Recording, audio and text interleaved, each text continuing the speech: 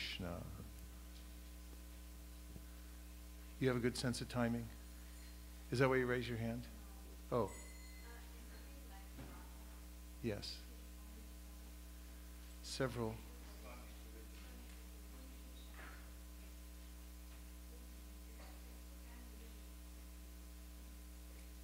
You have a good sense of timing? So, okay. When you change it, it's forward and back. If I go like that, it means go forward. You go forward on your own, but if I go like that, it means go forward faster, or again, do it again. And if I go like that, it means go back. And in some of the slides, you have to change them just before I get to the end of the last line, because in some of the bhajans, I don't know all the bhajan, so, and also, so you'll see. Okay?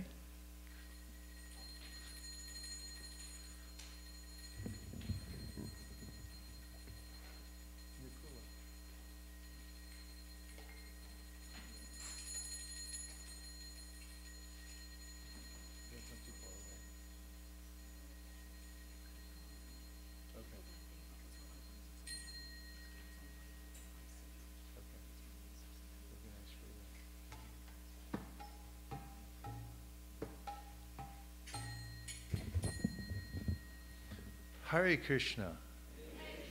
I feel like I've been transported to a spiritual planet, and all of you have been hiding here. Nobody told me. But I looked for you and I found you.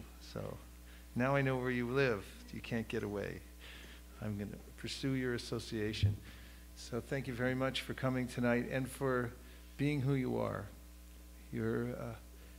You're actually holding back the strong tides of Kali Yuga by the practice that you're doing. It's very significant, actually, when someone even utters the name of Krishna. But those who have taken a vow to chant the Lord's names, especially the Maha Mantra, following the tradition from Chaitanya Mahaprabhu, following in the footsteps of all the great acharyas coming down through our founder, Acharya, His Divine Grace A.C. Bhaktivedanta Swami Prabhupada, are extremely special souls, talking about all of you. And if you did nothing else in this life except for the basic practice of Krishna consciousness, you would be counted among the best of all living beings in the whole universe. In fact, in the 11th canto of the Srimad Bhagavatam, you'll find something astounding, and that is that Krishna tells his friend, Sri Uddhava, that out of all the species of life, Krishna says, I like humans the best. So Krishna likes humans, so you should be happy. Krishna likes you. And out of all the humans, Krishna says in the Bhagavad Gita, the ones who take to spiritual life are especially dear to him, and the ones who take to bhakti are even more dear to him. And then those who take to bhakti and who bring others closer to the practice of bhakti are the most dear to him, he says in the Bhagavad Gita. Nachitasman manusheshu kashtam me priyakritama. He said, there's no one more dear to me. So from my heart, I'm saying this. I deeply appreciate all of you and what you're doing here. And it will manifest by degrees in your own lives, by the continual process of chanting Hare Krishna, studying the Bhagavad Gita, taking Krishna Prasad, by slow degrees. It's just like a fruit that grows on a tree. It doesn't just appear all of a sudden. It takes many seasons of sun and for the tree to, sun and rain and air and light for the tree to grow and then to bear fruit. It takes some time for maturity. But it's sure and certain for those who stay on the path. And it's the most needed in the world today. That is, these spiritual fruits. People are starving everywhere. They think they're getting something. This is Maya's trick. But actually, they're in abject starvation. And we have something to give them that is tasty, that will quench their thirst and alleviate their hunger, And you're all doing that by continuing to imbibe what Chaitanya Mahaprabhu has given you through his great pure devotees. And the endeavor to give it to other people is in and of itself a high sadhana. Just to make the attempt to go give other people the process of Krishna consciousness will bring you to a higher position in Krishna consciousness. The obstacles that you'll face are your best friends, because they will force you to become more internalized in your practice. You'll realize that others have potency to spread Krishna consciousness, why not me? And this juxtaposition of the sadhana, the internalization of the prayer and mantra and hearing and chanting, and then going out to give it to others and being externalized, very demonstrative, speaking to people, finding different ways to communicate. These two will go together perfectly. And when you do the two together, then not only do you become a higher sadhaka, you rise to the very exalted position of Madhyama Adhikari very quickly, but you also create a community of Madhyama Adhikaris that is very attractive to the whole world. So, thank you very much for all that you're doing. And on behalf of myself and my wife, Nirakula Devi Dasi, by the way, my name is Vaisesika Das. I live in a house with my wife. We've been married since if I'm not incorrect, 1986. Is that right? And we both joined the Hare Krishna movement she joined in 1972, and I joined in 73? Then we both joined in 1973, but at different places. As a friend of mine likes to say, yeah, we went to different schools together. She left. She ran away from her birth home on the East Coast in New York and came to California. And near the same time, I was discovering that the material world was a very unpromising place, and looking for spiritual life, just as she was. And I practiced Krishna consciousness after having joined in San Francisco in 1973 as a brahmachari for about 13 years. And then when I went to Los Angeles, then Nirakula and I were married through an arranged marriage. And we've been married since 1986, which makes it, what? 31 years. So 31 years. And it took us all this time to come here to Naperville. So we're going to have a lot of fun over the next few days. And that's because you can't have any more fun than doing Sankirtan. There is no more fun activity on the planet than going out to give Krishna consciousness to other people. It's fully satisfying to the heart. It is a yajna that is unsurpassed. And Prabhupada indicated it again and again. So did Srila Bhaktisiddhanta Saraswati Thakur. They liked preaching. They just flat out like it because Lord Chaitanya likes it and asked everybody to do it. So they advocated for it. And all we have to do is try. And just by trying, we'll experience the internal energy, the internal potency of the Lord. And we'll come to the perfection of bhakti. That includes the stages of raganuga bhakti, of being attracted to hearing Krishna's pastimes naturally by this service, natural service that takes place in hearing and chanting to prepare oneself to go out and spread the Krishna consciousness movement. One will naturally come to the higher stages of devotional service.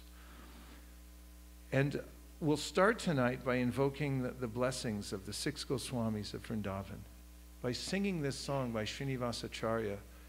And Prabhupada said that one who sings this song every day will imbibe the special qualities of the 6 Goswamis, especially this penchant for thinking of Vrindavan and for being renounced from the material world, and for thinking with compassion of all the living entities in the world, as did the 6 Goswamis, as the a verse that Srinivas wrote in this poem says, Nana Shastra Vicharanaika Nipano Shadharma Samstapako. They toiled over this writing project that Chaitanya Mahaprabhu put them on to produce literatures through which people could become directly connected to the process of devotional service. Many years ago, when I was in the San Francisco airport distributing books, I lived in that airport for 13 years. In fact, I grew up in an airport, I'll admit it. I was in the San Francisco airport in the international section where my booth was. And one day, I met a young man from Taiwan, and he stopped by the booth, and I sold him a book. It was a Nectar of Instruction. He gave me $10 donation for it. And I saw him put that book inside his little carry-on bag and walk to the plane.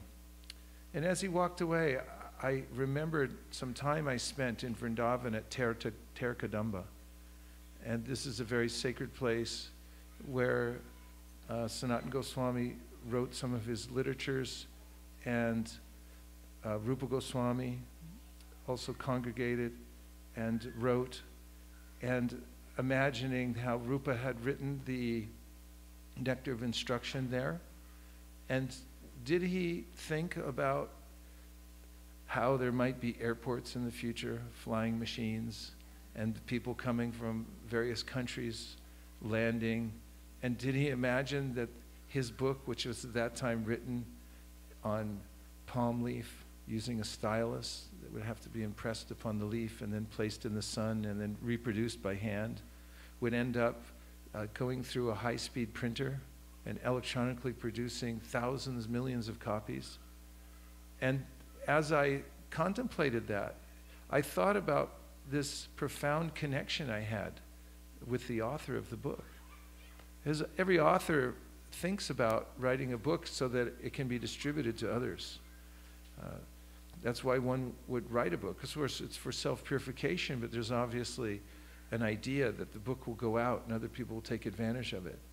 And so as I saw that young man walk through security with the book safely in his backpack, I thought, yes, I have a direct connection with the author here. I'm fulfilling his purpose in writing the book.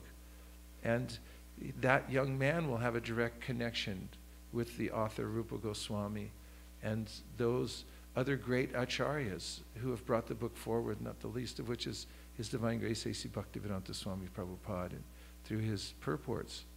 So this is one after another. We meet people and give them these literatures, and each one is a success. At the time when we leave this world, which it's a very short ride coming through this world, through this human body. Trees in Naperville live longer, much longer than we do. But our lives are much more valuable, and we have the gift of consciousness and intelligence that can comprehend the Supreme Personality of Godhead. And when we finally do come to this very important juncture of stepping out of the body, ukramantam stitam vapi bunjanan va gunanvitam vimunanana pashyanti jnanachakshusa, those who have studied the science of Krishna consciousness have some realization. They can observe what's happening. Now it's coming. Now I'm getting ready. I'm going to leave my body and so forth. And when we do, we will be able to see what we've done throughout this lifetime. This is something that happens when you're leaving the body. You become acutely aware of all of the things that you've done in your life. For those who have practiced Krishna consciousness, those who do practice Krishna consciousness, as confirmed in the Sri Upanishad, Vayura Nilam Amritam Atedam Bashmantam Shariram Om Krato Smara Kritam Smara Krato Smara Kritam Smara. Let this temporary body be burnt to ashes, and let the air of life be merged with the totality of air. Now, my Lord, please remember all my sacrifices, and because you are the ultimate beneficiary, please remember all that I have done for you. And in the purport, Prabhupada says, the devotee doesn't have to tell the Lord, please remember all I've done. He knows. And he reminds the devotee at the time of death all that you've done. And one of the most profound things that you can do is extend this Krishna conscious knowledge to another soul in the world who's ignorant and wandering in darkness. And so a friend of ours, Ratnabhushan Prabhu, who's the modern day Jayananda, Madhudwish our godbrother who passed away recently, a great disciple of Srila Prabhupada, said one time that Ratnabhushan, if you never got a chance to see Jayananda Prabhu, the great saint, then go look at Ratnabhushan, because you'll see a modern day Jayananda. In any case, he told me once that one of his friends from the military had died and come back to life. This happens sometimes. People have their body dies confirmation. Can that happen? Have you ever seen it? Oh, but Satyadev Prabhu, who's a friend of mine, is a paramedic. He told me he'd seen it quite a few times in 20 years of being paramedic. People, their heart stops, everything, they're dead. Then somehow they're revived, they come back. So this military man, who was a friend of Ratnabhushan's, died and was revived. And Ratnabhushan asked him, what was it like? He said, I saw my whole life pass before my eyes. That sounds cliche, practically. It's like from a movie. He said, really? And he said, but here's how it happened. He said, every incident was a separate picture, but I saw it all at once. It's the power of consciousness, especially when it's not restricted by the mind and so forth. And so in thinking of this verse, Vayuranilam Amritam, I was thinking in the ways in which devotees do many, many activities throughout their lives in the service of Krishna, and we practically forget about them. But at the time of death, all these things will come to bear. And you may have the opportunity to remember each person you met when you gave them a transcendental literature, and the exhilaration of connecting with that person and connecting that person to the parampara through the transcendental literature. So this service will not go in vain. There's accumulation of the service that you do throughout your life, and profoundly so with the process of book distribution. Where's the clicker? Okay. Click away. Click away freely. Click, click. Not working? What? Click away again.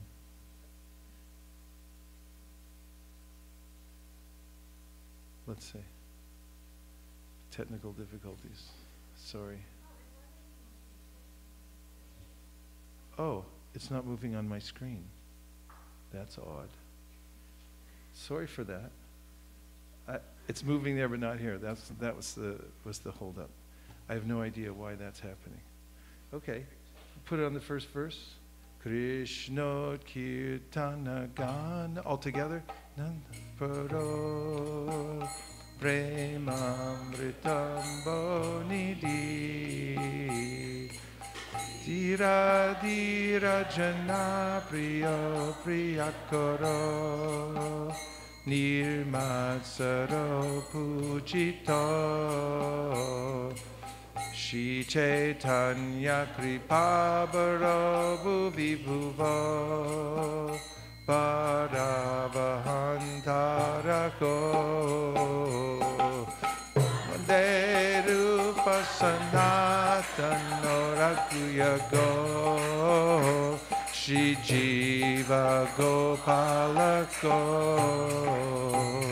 Nana Shastra Vicharanaika Nipuno Sadharma Samstapako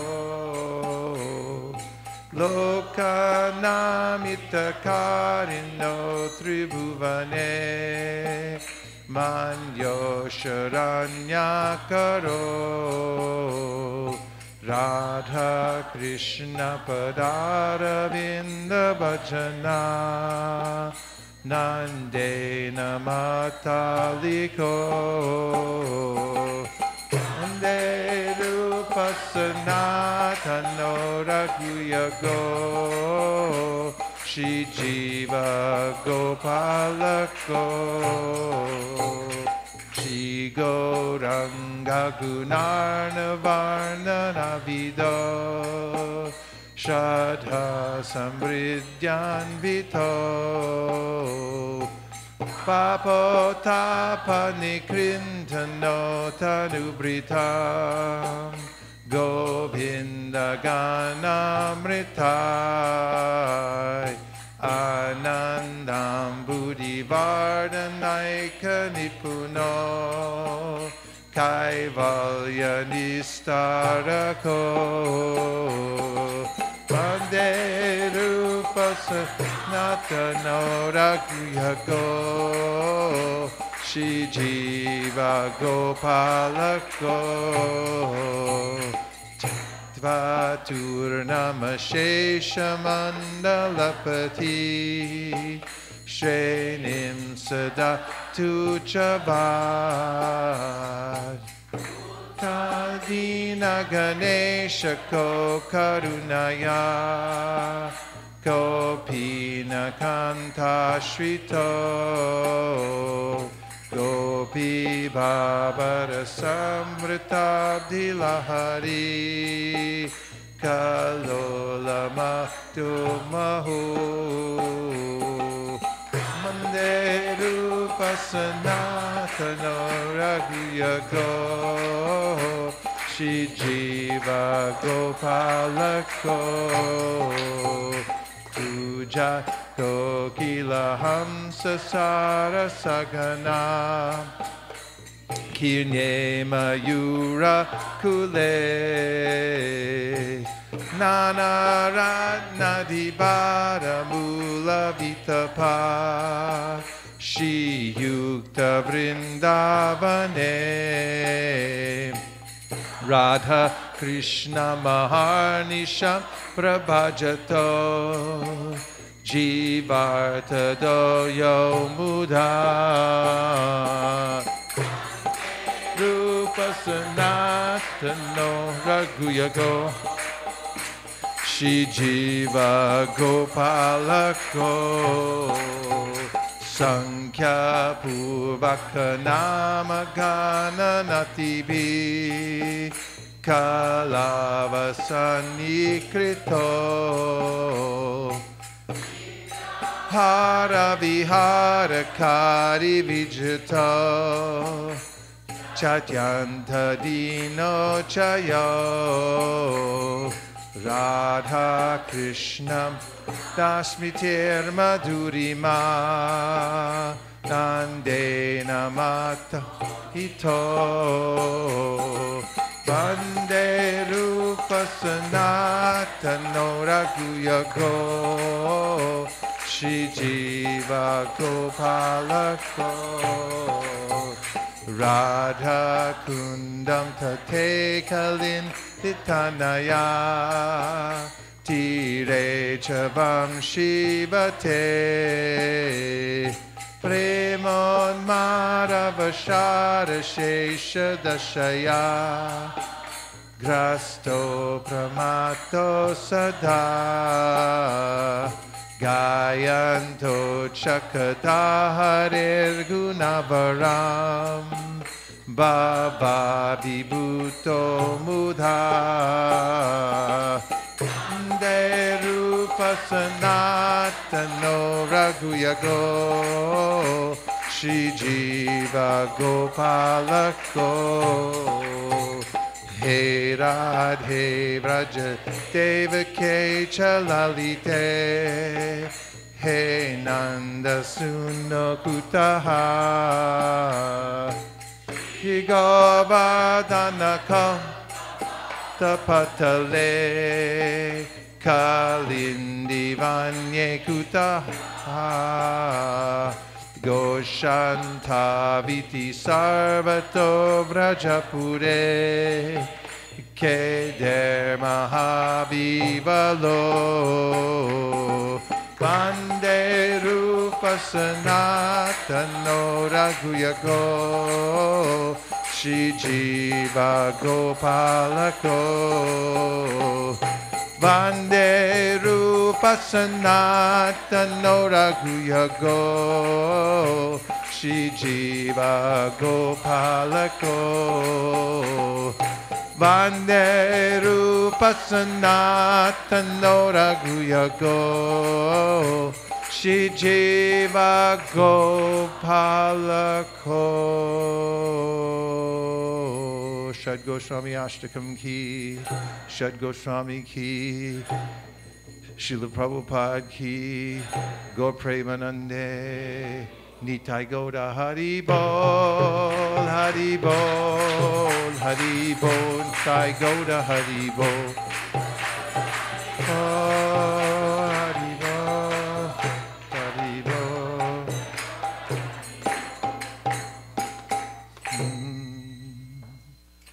Do you have a theory as to why this is sticking here and moving there? Isn't that odd? I've never seen that.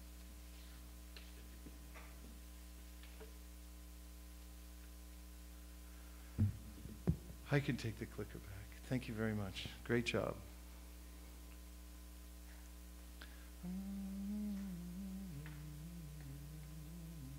Anyway, next one to open is that one at SOS. No, right up there, yeah. Hare Krishna, Krishna Krishna, Hare Hare, Hare Rama, Hare Rama,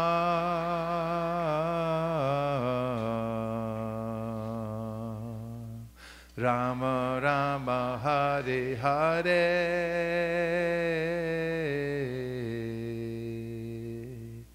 Hare Krishna, Krishna Krishna, Hare Hare, Hare Rama, Hare Rama,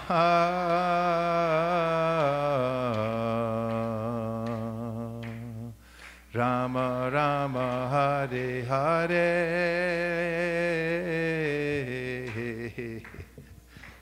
That's all right.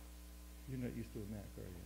I saw you touch the screen, so I figured it's a little different. Okay. That's all right.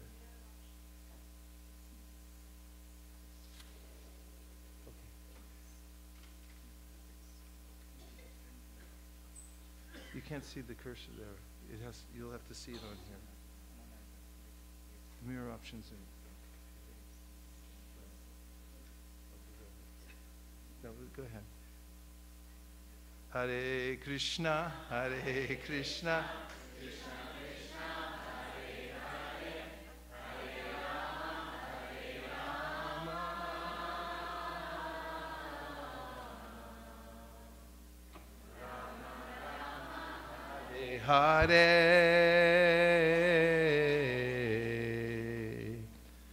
Hare Hare, Hare Krishna, Krishna Krishna, Hare Hare, Hare Rama, Hare Rama,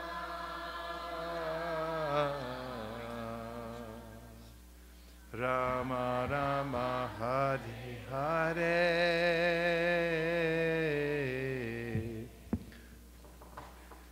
Welcome to the Sankirtan orientation session. And first, I'll talk a little bit tonight about our legacy, Sampradaya. Everyone say Sampradaya. And before I get started, do we have a second microphone? We do, okay. One or many? One, okay. Sampradaya actually means literally the complete gift. And this is lovely to understand this, because what's actually taking place, coming all the way from Krishna, is that a great gift is being passed down. And as we find in the Nectar of Instruction, in Dadati Pratigadati Kuhyamakyati Prichiti Bhunkte Bhojayate Chaiva Shadvidam Pratilakshanam. This is the purpose of the Krishna consciousness movement, Prabhupada says, to engage in loving exchanges, one of which is giving gifts. The second is to accept gifts. And we'll notice that when we go out for book distribution, that what we're doing is giving gifts and accepting gifts in return, out of love. Not only that, we give prasad. And this is what started the Krishna consciousness movement. This is what sustains the Krishna consciousness movement.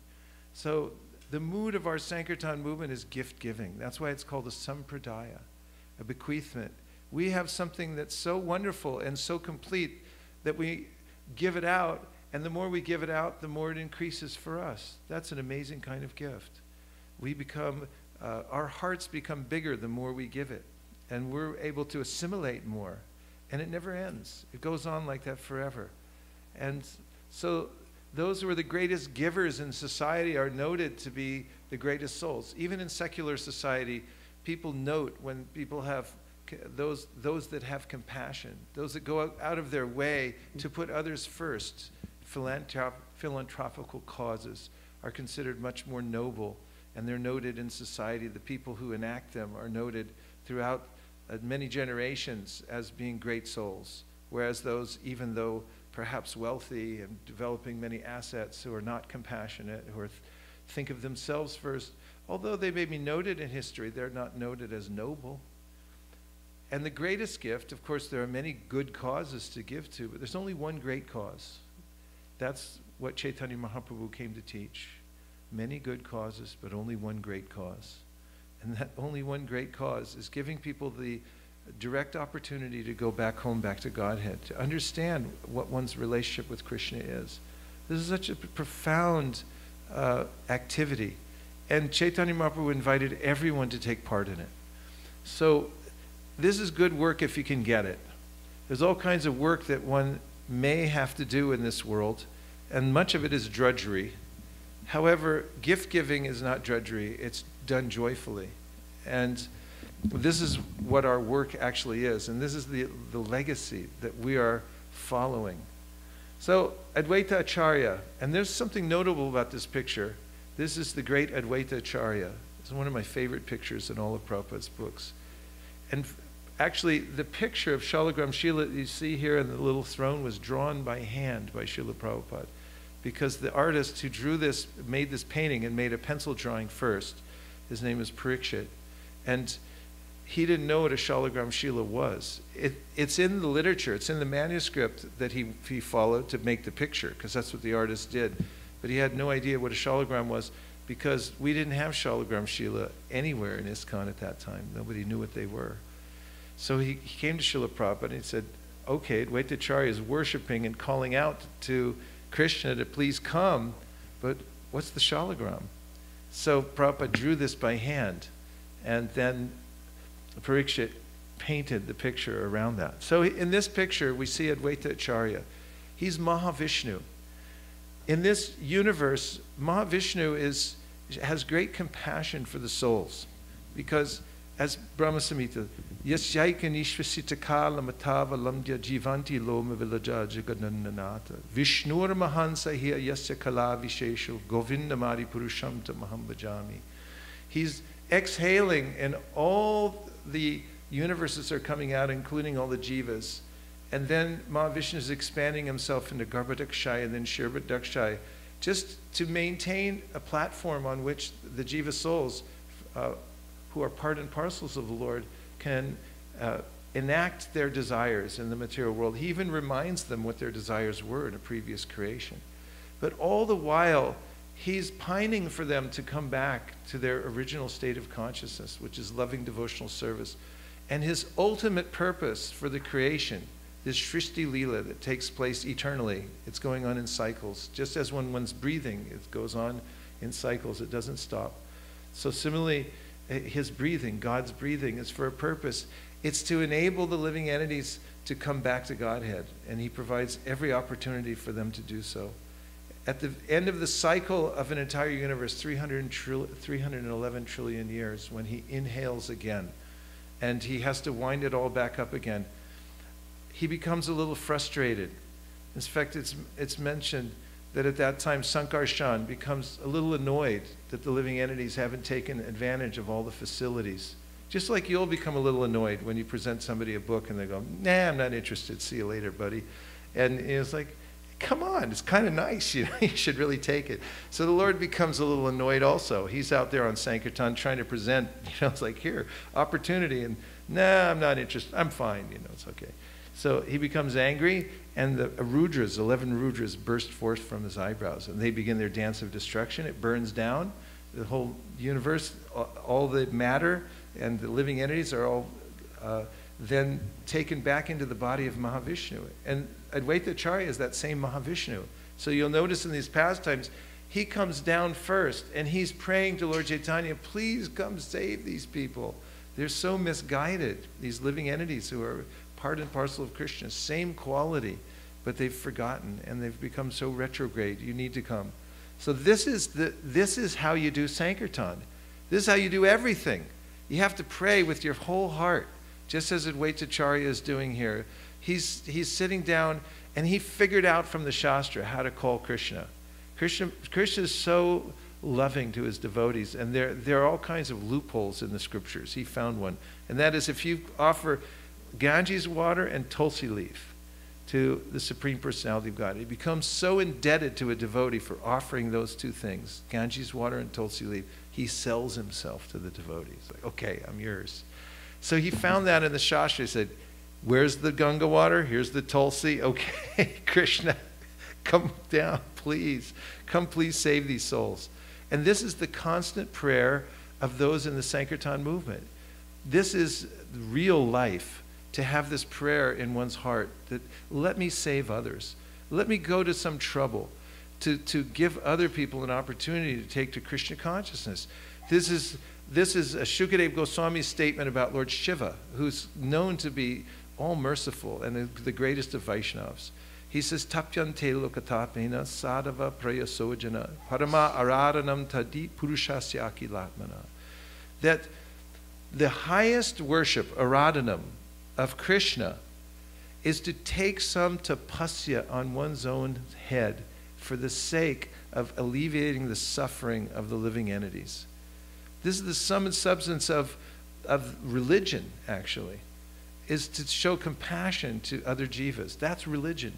Jive doi Krishna nam sarva dharma sar. Bhaktivinoda Thakur sums it up in the mission statement. And that is that the highest religion, the highest dharma, is to show compassion to the jivas in this world by giving them Krishna consciousness. There is no other religion. That is our religion. That is real religion. Show compassion to the living entities. And this is the epitome of that. He's the iconic figure of that full mercy. Therefore, when we say Sri Krishna Chaitanya Prabhu Nityananda Shri Advaita Gadadhar Shivasari Gaur Bhaktivinoda, we can remember the compassion of Mahavishnu, who oversees the material world, and his only desire is that they come back home, back to Godhead. And he's praying, please, Krishna, come down. So we can do that too. When you chant your japa, you can lean into it and say, Krishna, please empower me to spread the Sankirtan movement on behalf of Advaitacharya, to save the conditioned souls, to give pleasure to you. Haridas Thakur mentions that the Lord has a pain, and the pain is that the living entities are lost in the material world, and he said, let me do something about it. And Prabhupada writes in his purport, this is real service. This is the highest service. And without that kind of service mode, no matter what other kind of ritual you do, will not have any effect. Jiva Goswami writes this, and he says, just like if you do a fire yagya and you pour the ghee into ashes. He said, similarly, if you don't have compassion for the living entities, if you don't show that compassion by taking trouble in your own life, the tapasya, to go out and save them, he said the rest of your service is like pouring ghee into ashes. There's no offering. The Lord doesn't appreciate it. So we can follow in the footsteps of Advaitacharya and call out to Krishna, please, please let me be an instrument of your compassion for the living entities in the material world. That's actual happiness. So what happened? When he prayed, Lord Chaitanya came down and he took birth in the house of Jagannath Misha and Mother Sachi. And such a beautiful section of the Chaitanya Charitamrita, the Adi Lila. You can read it again and again, and you'll be just rolling in ecstasy to hear these pastimes of Chaitanya Mahaprabhu, who comes, and Sita Thakurani, the wife of Advaitacharya, comes there. She knows that this extraordinary personality has appeared, and they come there with all these gifts to see little Nimai, who was born there in this little place that you can still go visit, that was brought back to light by Bhaktivinoda Thakur in the Holy Dham. That this is the place where Chaitanya Mahaprabhu appeared. And so then, as his pastimes manifest, and of course, as you can see here, I'm truncating the whole Chaitanya Charitamrita and jumping to the next part. He really had only two parts to his movement. And they're very simple. One part is chant Hare Krishna. The second part is teach others. So let's do a quiz. Part 1? Correct. Part 2? Correct. Okay, part 1. Part 2. Part 1. 2. 1. 2. 1. 2. 1. 2. 2. 2. 2. 1. 2. 2. 1. 1. So if someone wakes you up at 1 o'clock in the morning and says, "What's the Hare Krishna movement about?" You'll say? That's right. You'll be off the hook. That's it. It's only 2 parts. So this movement is really easy to pass on because there's only 2 parts to it. It's just chant Hare Krishna and teach others. It's not just chant Hare Krishna and it's not just teach others. Both parts are there, and that's what he did. So he not only taught others, but he opened a marketplace. It's known to be a marketplace. Now, marketing is a science. Those of you who have studied marketing know that there's quantitative and qualitative reasoning skills involved in marketing. In fact, it's a very absorbing science. Americans love marketing. They like to sell stuff to people. They can sell anything. Sugar water, and it's like, hey, this is good for you. So, really? Okay, I'll try it. So marketing is something that you really have to put your whole mind, intelligence, and heart into. And you think about it a lot. And you think how to make this available to people so they really want to take it. That's marketing. And that's what Chaitanya Mahaprabhu did. He opened a marketplace of the holy name. And Lord Inanda went to various places to market in his regions. He sent out devotees to various places to teach the chanting of Hare Krishna. And his mission statement was every town and village. So you should go everywhere. And look at, here it is, Chaitanya Mahaprabhu dancing down the streets of Miami, Florida. And that's very appropriate because we see all over the world that now this is happening unbelievably. These things are manifesting daily. So after Chaitanya Mahaprabhu appeared in the world and taught the chanting of Hare Krishna, and he gave the tenets of devotional service to his disciples like Sanatana Goswami, who immemorialized in his writings, as did the other Goswamis. Soon afterwards, because of the force of the modes of material nature, the movement was lost. And it fractured and it went in many different directions. And there were many pseudo-followers of Chaitanya Mahaprabhu for many years that degraded the movement, so much so that in modern times, around the time Bhaktivinoda Thakur, at the turn of the century, people didn't consider Gaudiyas very well. If a Gaudiya Vaishnava came to your door, you would just give him something and tell him to go away, because no one considered Gaudiya Vaishnavism to be very important, significant, or that they hadn't much to offer. They didn't know the great wealth of the teachings of Chaitanya Mahaprabhu at that time because it had become degraded. But the great Thakur, Bhaktivinoda, appeared to revive this movement in 1891. Bhaktivinoda Thakur started the marketplace again and started spreading it all over India. Interesting fact that he was a great intellectual of the time. As you'll see, a great poet. He wrote over 100 books. His songs, every one of them is a hit. I mean, the Beatles did that, you know. But he wrote hundreds, thousands of spiritual songs, and every single one of them is a window to the spiritual world that you can't get out of your head. I mean, he's an empowered acharya in Chaitanya Mahaprabhu's movement. And he realized, amidst the atmosphere at the time, which people, during which the people of India felt very much oppressed and subservient to the British, who were undermining the entire culture of the Vedas and disparaging it. And Bhaktivinoda Thakur was in a group of highly elite intellectuals at the time, and many of them had come up with alternative philosophies to try to distance themselves a little bit from the Srimad Bhagavatam, because the Christian ideology and those who were preaching in India were saying, you know, okay, monotheistic and so forth, the Bhagavatam, but this Krishna, you know, they get to the 10th canto, why is he dancing with other men's wives and so forth? They were completely misinformed, and they wanted, of course, they had a hidden motive. They wanted to undermine the entire culture. So they began to systematically undermine the culture of the Srimad Bhagavatam and so forth. And at that time, many of the Indian intellectuals began to buy into this and come up with other philosophies like Brahmoism, which was kind of a combination of impersonalist philosophy, Christianity, a little bit of Bhagavatam, a mishmash, the kind of thing that one comes to when one speculates.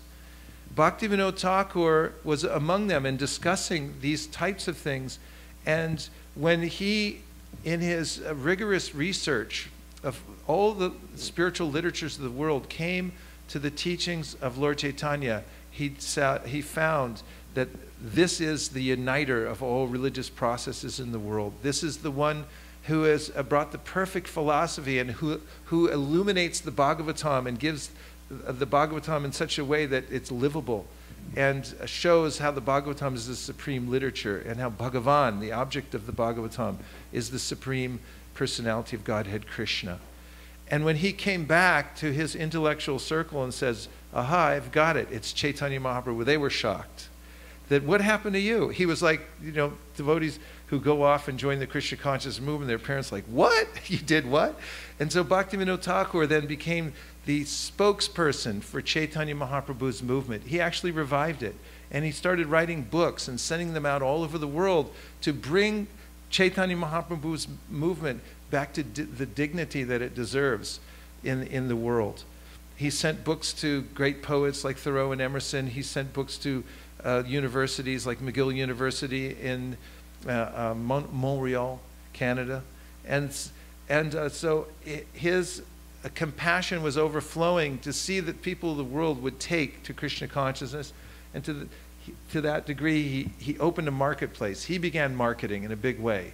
People think about Amway as being one of the first multi-level marketing. So it wasn't. It was Bhaktivinoda Thakur. If you read his treatise on the marketplace of the holy name, that's where Amway got their idea from. It's an idea of people selling it, you know, the products at home. One person by word of mouth teaches another. They teach them how to teach others, and then it spreads out word of mouth through everybody. It goes to everybody in the land by the power of multiplication. You get millions of people involved. So he had this whole scheme, and it was based on Chaitanya Mahaprabhu's teachings of Nam Dharma. Just by chanting the Hare Krishna Maha Mantra, you can come to the highest position in life in worshiping the Srimad Bhagavatam. So, and he also prayed for help. He was calling out, please send me a ray of Vishnu, someone to come into my family to represent this great philosophy. And he was a visionary. He saw, of course, as I mentioned before, the birthplace of Chaitanya Mahaprabhu. He saw from his vantage point at Surabhi Kunj how in the morning times there was a cloud of dust coming from the Sringapali all the way to the area now in Antardweep where we see the birthplace of Chaitanya Mahaprabhu and near Mayapur. And he then discovered through realization that it was Lord Nrsingadev every morning going to Mangal Artik at the birthplace of Chaitanya Mahaprabhu before it had been revealed by him and confirmed by his Guru Maharaj. So he also predicted that a great personality would appear. He saw it, that this is Chaitanya Mahaprabhu's will, and a great personality will appear in order to spread this to every town and village in the world.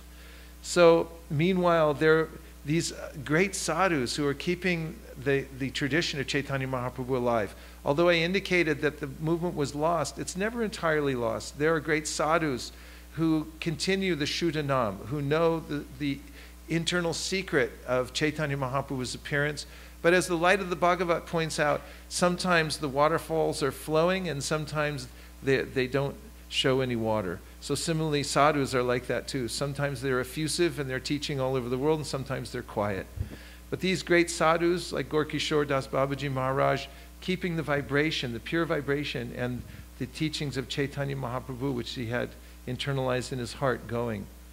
And then that ray of Vishnu appeared, Srila Bhaktisiddhanta Saraswati Thakur, who was there's a remarkable biography written by His Holiness Bhaktivikas Swami called Bhaktisiddhanta Vaibhav. And it tells of the life and teachings of Srila Bhaktisiddhanta Saraswati Thakur. Should read it, definitely study it. Take time out to read that book, to understand the stature this otherworldly personality who had descended to help spread the Krishna consciousness movement. So he then made that marketplace swell all over India, and then he had inroads into Burma, and of course he sent a delegation to London to try to get it going across the ocean. And then one of his disciples, Abhayachara Naravinda, who was a householder at the time, who had met his spiritual master when he was a young man, kept that meeting and the image and the teachings of his spiritual master in his heart until he took initiation over a decade later. Even then, he was tied up with business dealings and family dealings, but still he had that burning desire in his heart to follow the order his spiritual master had given him when he first met him, which was to preach Krishna consciousness in the Western world. And then when he met him again at Radhakund in a private meeting, he asked him, "What can I do for you?" And his spiritual master said, "If you ever get money, print books." And therefore, Srila Prabhupada said, I took this up from his mouth, that he is very fond of books. And you can see throughout Prabhupada's teachings and his activities that he was focused on this, that his spiritual master said, if you ever get money, print books. So when he came to America, he really just brought books with him. I love this picture, Prabhupada leading the charge with a book. And that's what he brought with him to America when he came, his trunk of books. People say he didn't have money when he got off the boat, but it's not true. Did you know that it's not true? He had $20. Do you know why he had $20? He sold a set of Bhagavatams to the captain before he got off the boat. So he actually had $20. He sold it for a set of the first canto in 3 volumes to the captain when he got off the boat. And also, another little known fact, unless you read my book, Brahmananda told me this, that when Prabhupada got to America, there was already a copy of his book in the New York Public Library. As Prabhupada had sold 16 sets of his books to the Library of Congress in New Delhi, which is a branch of the Washington, D.C., a huge library. And they have branches all over the world. One of them is in Delhi, and Prabhupada was going all over selling his Bhagavatam. So he sold 16 sets, and one of those sets of Bhagavatams, that is the 3-volume first canto, was dispatched from Delhi to the New York Public Library a year before Prabhupada arrived. And Brahmananda told me this. I interviewed him extensively for my book, and he told me, he said that was Prabhupada's entertainment when he first got there. He said he took 3 bus transfers to get uptown to the New York Public Library to go in and visit his books. You can imagine that the concentration he had on the book and the faith that he had in these Bhagavatams that he wrote about on the Jaladuta on the way, and then to see his books had already arrived in America. This you can only think of, and the exhilaration that Prabhupada felt. So now Prabhupada's boldness. And that is that here's the pamphlet that Prabhupada wrote when he didn't have any money. He just had the first 3 volumes of the first canto. And he wrote 60 volumes of elaborate English vision. This is his vision. And then he wrote all over the world for scientific knowledge of God. He's thinking all over the world. He doesn't have any resources, no connections, no backers, anything. Of course, in the Chaitanya Charitamrita, Kaviraj Goswami mentions that Chaitanya Mahaprabhu is the greatest capitalist. What kind of capitalist? Spiritual capitalist. In Silicon Valley, where we come from, there are these venture capitalists. And what they do is they look for people that have a good idea. They'll say, okay, we'll give you some startup capital. They need that to start their corporation, startup companies. They're doing this all the time. Those who join Chaitanya Mahaprabhu's movement should know that Chaitanya Mahaprabhu is the wealthiest capitalist in the world, and he's ready to back you at any time. And if you become a spiritual entrepreneur, take a little risk, put a little fun into your life. Don't hold back. Find out. Prabhupada got on a Jaladuta. What's that like? You want to get on a boat, you don't know if you're going to live or die, you don't know if anybody's going to pick you up. Now that's fun. I mean, not fun exactly, but it actually puts you into the exhilaration of life. Predictable is boring. There is no predictable, but in Maya, I think I'll be safe here. I'll make these four walls, but actually it's an illusion. So breaking out of that illusion, Sankirtan is the opportunity to catch your own Jaladuta. Maybe it's your car, and you think, I'll get in that car and I'm going to drive out, and I'm going to try, for heaven's sake. I'm going to do whatever I can to try to spread this movement, come what may. I don't know what's going to happen when I get there. I don't know what's going to happen when I step out this door, but I'm going to try. I'm going to go for this. That puts you in the same kind of energy that Prabhupada was in when he said, I'm doing this. I don't care what anybody says. I've heard that mantra before. That's powerful. You know, the Krishna book was reprinted in the 1980s in mass quantity because we happen to have a renaissance in book distribution going on in the 80s, early 80s. And one of the trustees from the BBT was going around asking the distributors, what do you want? What kind of books should we print next? And when he came to St. Louis, we told him, Krishna books, we want Krishna books. And right after the printing had taken place a few months later, there was this huge surge in anti-cult activity. It was all over the news. Krishnas are brainwashed. It was a very tense time all over America. And all over the world, in fact. Somehow the gain just went up. Did you mean to? It went up just a little bit. Maybe. So just around that time, the Krishna books came out, and all the devotees froze. They said, I can't distribute a book that says Krishna on it. As people look at it and goes, you mean you guys are Hare Krishna? No thanks. So they were all sitting there in the storehouse, and they had already been shipped. We had thousands of copies sitting in our basement in St. Louis. And then one day I was with my friend. We were going to the St. Louis airport every day, distributing books, but not Krishna books. So it was Janmashtami, and we went out for book distribution in the morning. And my friend Divyanga Prabhu, partner in distribution there, he said, I don't care what anybody says. I'm selling Krishna books. It's Janmashtami. I like that mantra. I don't care what anybody says. I'm doing it. That's the spirit. And then he started selling Krishna books, and he sold 1, 2, 3, 5, 10, 80 Krishna books that day on Janmashtami. And I was like, what? So I started selling Krishna books, and then the word got out, and everybody wanted Krishna books. And all the devotees were like, give me some Krishna books. They were on the phone from all over the place. And then they were hoarding them, and there was a fight over who would get more. So it's that spirit, it can break through that inhibition that one feels. Just say, I don't care what anybody says. I'm doing this anyway. Chaitanya Mahaprabhu said it. I'm doing it. I'm just going to try. If Prabhupada hadn't had that spirit, just said, I don't care what everyone says. I'm doing it. My spiritual master said to do it. I'm doing it. That's it. That's final. And it's up to Krishna what happens. That was his mood. And that's the mood of Sankirtan. Now that's life. Without that, life is boring. It's actually even degrading. The soul needs to break out. You have to break out into that mood of risk for Lord Chaitanya Mahaprabhu to actually feel happiness in life. Otherwise, you become stagnated. You get barnacles all over you from just trying to protect what you already have. So all over the world for scientific knowledge of God, that's how he's thinking, because he knows he's backed by the most wealthy capitalist. So there he goes. He starts enacting his plan. His spiritual master said, print books, and there he goes. He's printing books. And then he started teaching his doctrine of book distribution.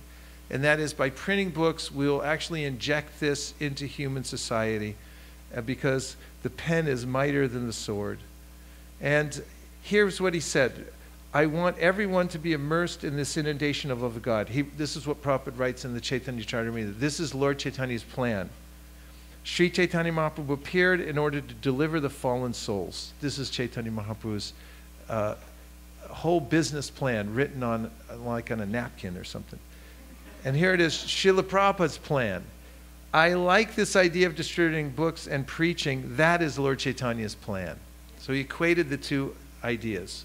So book distribution is solidly in the category of bona fide preaching, and that which is very much desired by Lord Chaitanya and Srila Prabhupada. So this is the famous statement Prabhupada made in 1975 from the Vaisesika in Los Angeles, California. And just let me set it up for you for a second here. Fledgling movement, but starting to have all over the world leaders who are taking charge of different zones. They were called GBCs and still are.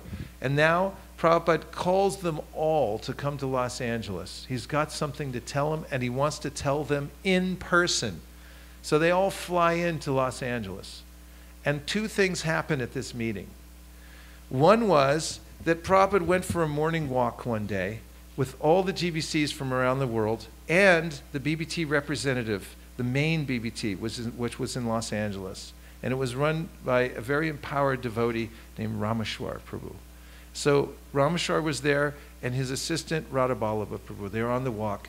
And they were very happy to report to Prabhupada that they had moved all the devotees who were doing pre-press from New York to Los Angeles to consolidate the effort.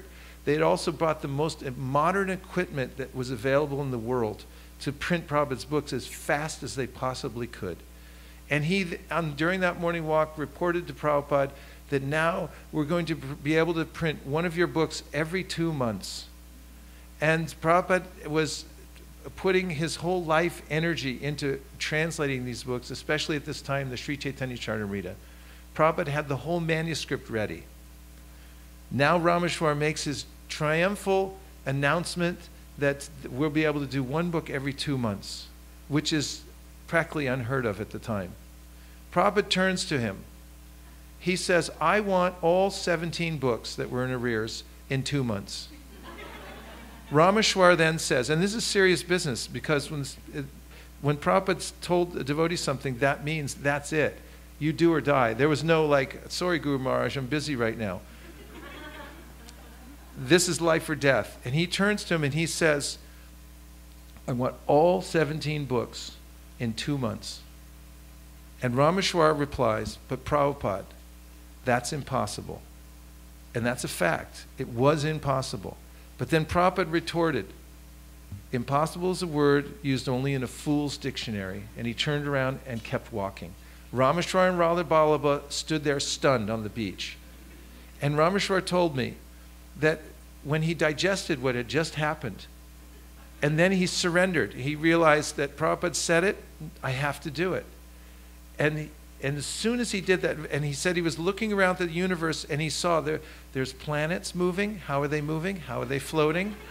There are plants growing, there are trees. It's all a miracle. It's happening by Krishna's arrangement. And then he realized that I'm surrendering to this. And as soon as he had that internal commitment and he said, do or die, I'm going to make it happen, then all the ideas started coming into his mental system so fast, like rivers flowing in, that he said he and Radhaballabha were walking down the beach behind Prabhupada's walking party, and he said if anyone saw them, they would have thought that they were crazy people, because they were talking so fast about, we'll do this, then we'll do that, we'll make this arrangement. And they finally caught up to Prabhupada and they said, we'll do it. And they began to ask Prabhupada for concessions. In order, he said, well, we'll need this, we'll need that. Prabhupada shut down all the operations at New Dwarka and asked everybody in the whole New Dwarka community, plus people from all over the world, to fly in to take part in this historic marathon, during which they printed all of these books, 17 of them, impossible, within 2 months. Nirkula was there during that time in Los Angeles, and she was recounting how devotees were doing double duty on everything, staying up all night just to make sure that everything happened. And they completed it within 2 months and 1 day. And Prabhupada wrote a letter to all the participants, and he said, because of your service, you will go back home, back to Godhead. And then he said, by the way, you're 1 day late.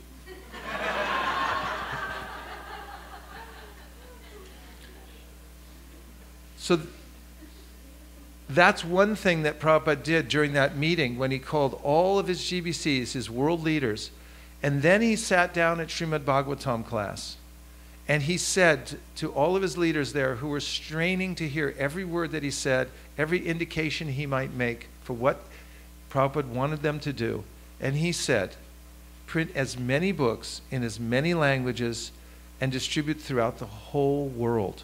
In this way, the Krishna consciousness movement will automatically increase. And devotees took it in. And they realized with renewed strength, this was 1975, book distribution was already growing very quickly. But Prabhupada fanned that flame and he said, this is what I want. And they all understood it and they put their lives and souls into this. Prabhupada constantly preached the doctrine of transcendental literature distribution. He noted that there were others in the world who were distributing very rapidly their literatures and who were making great inroads by spreading their philosophies and ideologies through literature. And I'm going to talk more specifically about this on Sunday, exactly how this happens in human society and why book distribution is a good strategy. It's actually the strategy that organizations and scientific movements take in order to spread their ideologies and have them embed in human society. In fact, there is no other tangible way to embed an entire ideology into human society. I'll go more into detail on that. There are other organizations, before we start thinking, oh, we're doing so much for book distribution, we've distributed 500 million books. Well, there are other organizations that are way ahead of us. Let's not let them stay ahead. We don't want other organizations to stay ahead. Watchtower, 239 countries, 595 languages, 46 million copies per month that they're distributing of their magazine. The Bible, Gideon's 200 countries, more than 100 languages. By 216, 91.8 million copies. Target 120 million a year by 220. By 2020, more than 2 copies of the Bible distributed per second in the world. They're out there, they're doing it, and people are connecting to their message because literatures are powerful. We want to surpass this, and that's what Prabhupada was preaching when he was talking about there are other movements like the communists said, hurry up, do this, organize around this principle. He wanted our communities to be organized around the principle of getting these literatures out to the people so that they could take advantage of it. That is a fact. And you can look it up in any of Prabhupada's books and his lectures. This is how he organized. He even wrote it in the 7 purposes of ISKCON. Although he mentioned all these varieties of missions within under the banner of ISKCON, the 7th mission is to achieve the aforementioned missions by taking up the printing and distribution of literatures and books. It's fundamental. So here's a statement from Prabhupada's books that will change your life. And if you would not like your life to be changed in a very positive way and become exhilarated so that you can barely sleep at night thinking about this statement that I'm about to read to you, then please put in some earplugs and cover your eyes or go in the other room. And then we'll let you know when to come back in. Okay? Keep going? You sure? I'm not convinced. Okay, somebody's covering their ears back there. The direct order of the Lord is a manifestation of his internal energy. And this particular energy is the means of seeing the Lord face to face. Repeat it. Yes, Vaisesika, say it again. The direct order of the Lord is a manifestation of his internal energy. And this particular energy is the means of seeing the Lord face to face. Now let's say it all together. You ready? The order of the Lord is a manifestation of his internal energy. And this particular energy is means of seeing the Lord face to face. Do you realize the implications of that? The Lord gives orders. And if all you do is just pick it up. It doesn't matter who you are. It doesn't matter where you come from. It doesn't matter how downtrodden you think you are. If you just pick up the order and you try to fulfill it in whatever way that you can, you connect yourself immediately to the internal potency of the Lord. This is the power of the Lord's words. They're the source of all creation. So here's one that comes down to us from Srila Prabhupada. He said, so kindly help me. This is my request. And he's asking for help in distributing his books. So if you avail yourself to this instruction and say, okay, I'm going to try to help Prabhupada, then you immediately get connected to the internal energy of the Supreme Personality of Godhead coming down through his representative. He said, I want that all of you, my students, shall try vigorously for this book distribution. Krishna himself, as I mentioned earlier, mentions that there's no servant of the world more dear than the one who tries to teach the message of Krishna consciousness to others. And Chaitanya Mahaprabhu gives his own open order, and that is become a spiritual master. And try to teach everybody, everyone you see, try to teach them the message of Krishna consciousness. Open orders. Simply by this attempt, you'll get superior strength and knowledge about Krishna consciousness. So this is one of the great benefits of going out to distribute books, and that is you will get superior strength and knowledge in Krishna consciousness by taking up this activity. And now before I move on to the next section, I'm going to take some reflections. A reflection means anything that you heard so far that's stuck in your mind, that if we wake you up at 1 o'clock in the morning today and we say, what was the main part of the seminar, what will you say? You guys are brainwashed, you know that? Okay, so let's take a microphone. Let's hear what you have to say about anything that you heard so far. Go right ahead. Feel free. Share. Sharing means caring, according to the Salvation Army.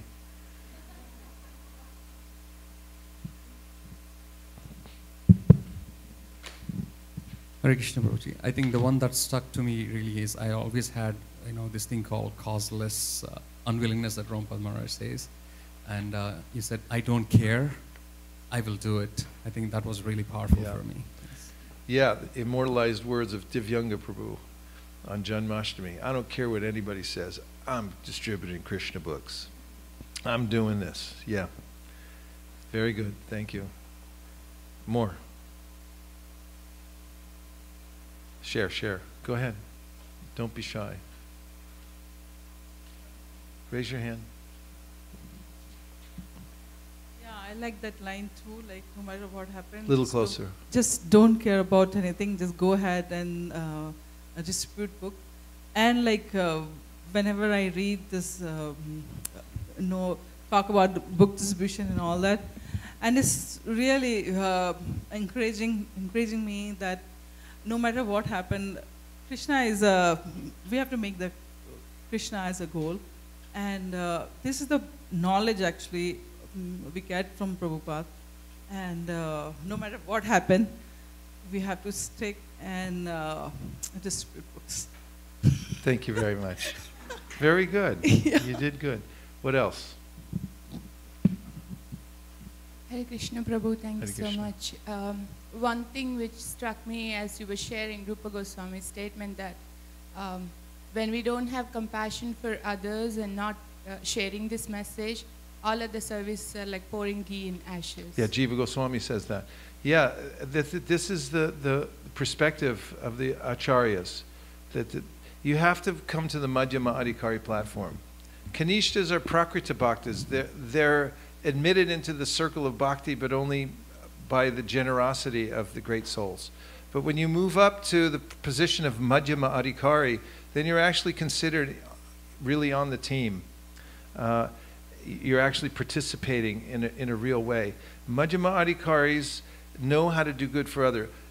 The definitions given in the Srimad Bhagavatam of the various stages of devotional service. Kanishta Adhikari, Acharyam eva hareye pujam yashareyete natad bhakteshu cha anyeshu sabbhakta prakrita smitaha. This definition is given by Haviyogendra, and he says that the prakrita bhakta, the kanishta, the beginner, is concerned only with he only sees the Lord in the temple. And he sees, okay, God's there. But he doesn't recognize devotees, for he doesn't know how to worship devotees. He doesn't know that by worshiping devotees, he pleases Krishna more than by worshiping Krishna directly. He doesn't know that. He also doesn't know, Cha'anyeshu, how to do good for others. And therefore he's called the Prakrita Bhakta. And the Madhyama Adhikari, Ishvare Taradineshu Balisheshu Dvisatsucha, Prema Maitri Kripopeksha Ya Karoti Samadhyamaha. The Madhyama Adhikari sees the innocent and is ready to pour in as much mercy as possible. He sees the envious, people who hate God, and he skillfully avoids them so they don't become more envious. He sees God, he knows the deity, and he knows how to develop love for God and show his love for God. And he sees the devotees and knows how to worship them and make friendships with them. So the Madhyama Adhikari platform is the platform that one must come to really be in the game. And that's done by this Sankirtan process, by going out to teach Krishna consciousness to others, come what may. Srila Bhaktisiddhanta Saraswati Thakur advised his sannyasis to go out every day, at least knock on 3 doors, he said. He said, even if people don't accept, he said, at least they'll see you and they'll think, oh, a spiritual person was here and their life will be benefited. And he said, your life will be benefited also. And he told how. He said, when you go out into public and you're neglected, misunderstood, and rejected, you get spiritual blood to nourish your spiritual body. He said, Chid Rakta, spiritual blood, comes into your Chid Sharira, which is your spiritual body. You're getting transfusion of blood, and you're actually developing your spiritual body by going out and taking that friction, by going out and preaching Krishna consciousness. Don't be afraid of it, embrace it. This is how to become mature in Krishna consciousness, is go out and face your fears. Actually, there's not much adversity out there at all. The funny thing is, it's mostly in the mind. The mind's saying, don't go out there. You're really going to get it. You know, and when you get out there, everyone's like, where you guys been? You know, I've been waiting for you for 20 years, you know. And everything just flows, and devotees don't want to come back home. They're like, you know, get in the van. No. Get in the van. No. Get in the van. No. They don't want to come back. So this is the power of going out on Sankirtan and accepting that challenge. Yes? Guru Maharaj, what stuck in my mind is that those stats you were showing on the Bibles and all those things, they were so huge stats. What stuck in my mind when you said that we've got to beat those stats? That's right. With our books. Right. So that stuck in my mind. Yeah, and where do you start? Wherever you are. Organize. This Naperville, the reason I'm here, I'm attracted to this place. This is the next big thing. I guarantee you. I know it. I've analyzed what's going on here. This is it, because you have what it takes here. You have the loving exchanges. You've come together. You have this perfect direction. And you're unencumbered. You have every right and privilege to unrestrictedly expand the Sankirtan movement from this place. Nobody can stop you. And just by organizing and keeping the mission in front of you, this will grow into a book distribution empire. I guarantee it. And I can see it happening. And I've known it for a long time, just seeing how and hearing about all your activities here. I see this very similar to the community that we come from, you know, starting up from a little place, coming together, cooperating the way you're all doing, making incremental steps to come up. This is a definite winner here. The ISKCON Naperville, my prediction. You can write it in your book. Hare Krishna. Yes.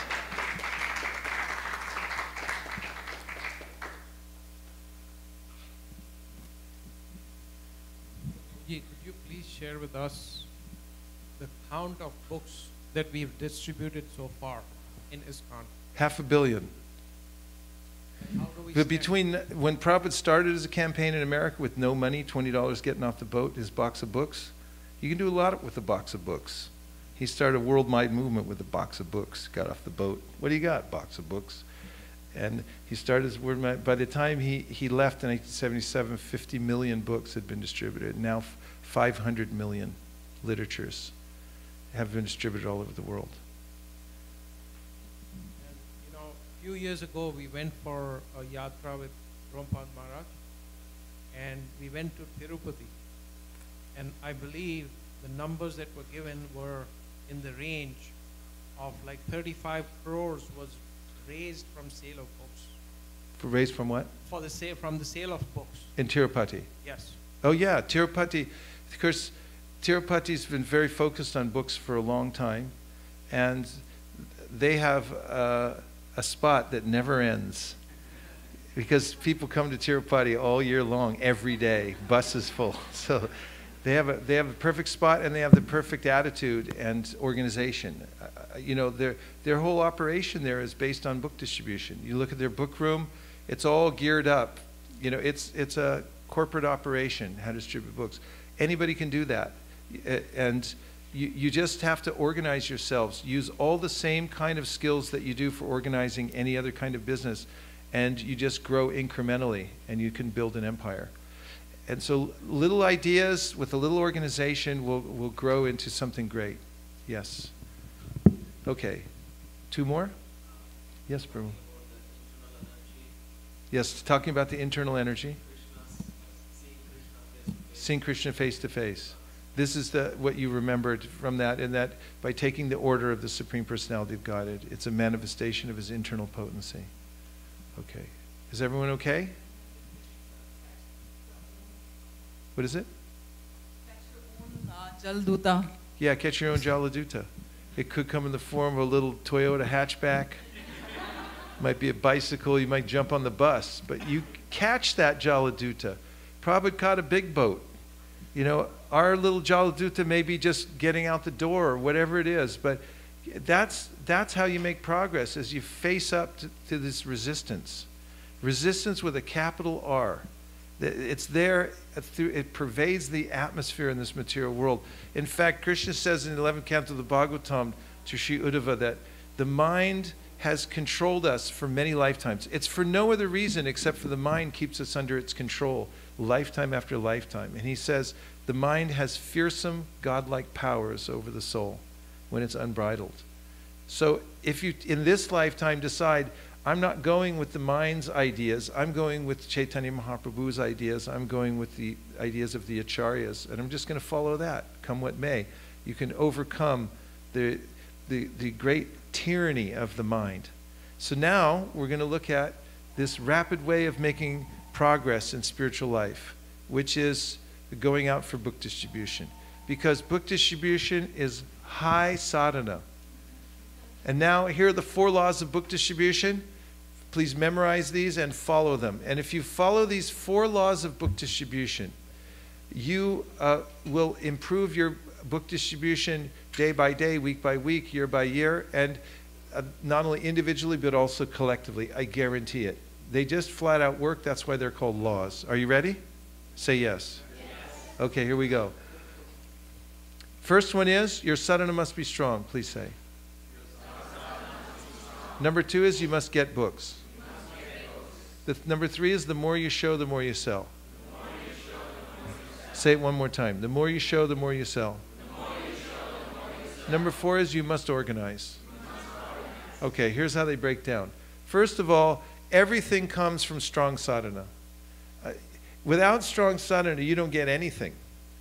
No pass go, no collect $200, nothing.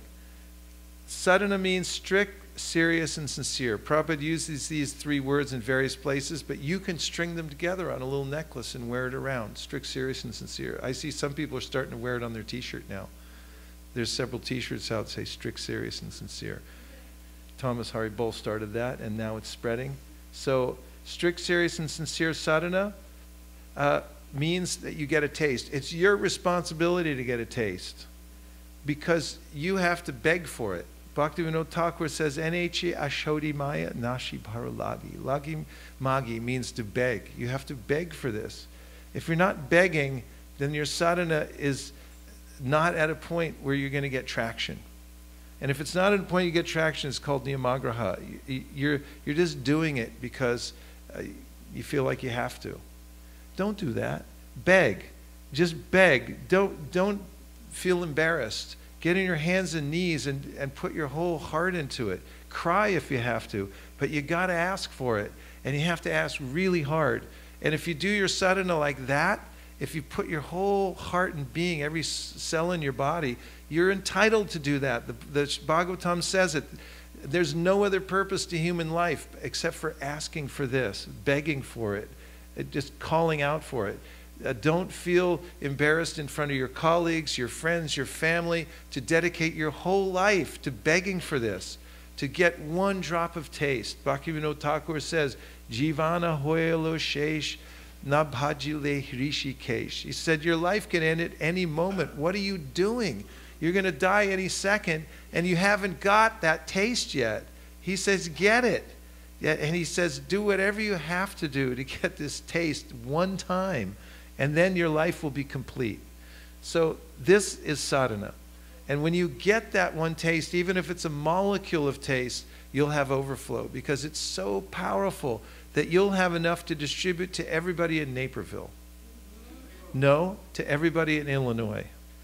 No to everybody in the Midwest. No to everybody all over North America. That one molecule will expand and it will flood all of North America. No, it will go across the ocean and it'll flood all of Europe. And then go into Africa. And then it'll go down and hit Australia, go up into Asia. It'll cover the whole world. One molecule of taste from chanting Hare Krishna. But you have to ask for it. You have to specifically ask, please let me have this. And you have to put your whole heart and soul, you have to lean into it so hard that every cell in your body is begging for it. And then you can get one molecule of taste if Krishna decides to give it to you. And if you have that, then you have overflow, and that's Sankirtan. We're distributing what we get from our sadhana. And without that, then you'll think of selling something else. And people have thought of all kinds of bright ideas. Let's not sell Bhagavad Gita. Let's sell soap on a rope. That's stupid. Sell Bhagavad Gita, not soap on a rope. We don't want soap on a rope. We want Bhagavad Gita. And if you love Bhagavad Gita, if you're reading Bhagavad Gita and you're feeling that Krishna is speaking to you directly from Bhagavad Gita, you'll run out the door to try to give it to other people. And if you're not reading Bhagavad Gita, you'll think, I'll sell soap on a rope. Which is a terrible invention. Stupid. Chapter a day of Bhagavad Gita. You got to read a chapter a day of Bhagavad Gita. It's Bhagavad Gita. It's the best book in the whole world. Everyone I know Bhagavad Gita, you got to read Bhagavad Gita every day, one chapter at least. And so to do this, you can at least read all the Sanskrit in one chapter. It only takes you 5 minutes. Or at least the English translations, at least that. And then you can do that every single day. And then you'll become a pundit, your intelligence will become fixed, and you'll be able to overcome all problems in life. And plus you'll have potency to speak about Krishna consciousness anywhere you go, because you're aligned with Bhagavad Gita. You can pick out the devotees around the world who read Bhagavad Gita, listen to them talk, and you go, that person knows what they are talking about because they read Bhagavad Gita. You know who they are. You can find them. They know what they're talking about because they read Bhagavad Gita. So if you're in this movement to become advanced and you want to preach, you have to read Bhagavad Gita every day, at least one chapter. Prabhupada said, please encourage the others to read this Bhagavad Gita at least one chapter every day. Bhagavad Gita as it is should be read by all of my students at least one chapter a day. Join CHAD. That's our underground organization. If you like subversive organizations, CHAD is for you. Chapter a day. That's what CHAD is. And then we have Be a Sage page by page. This started off as a little card I have here. This I did for myself, actually, because I looked at all Prabhupada's books and I think, how can you read all those books? There's too many and not enough time.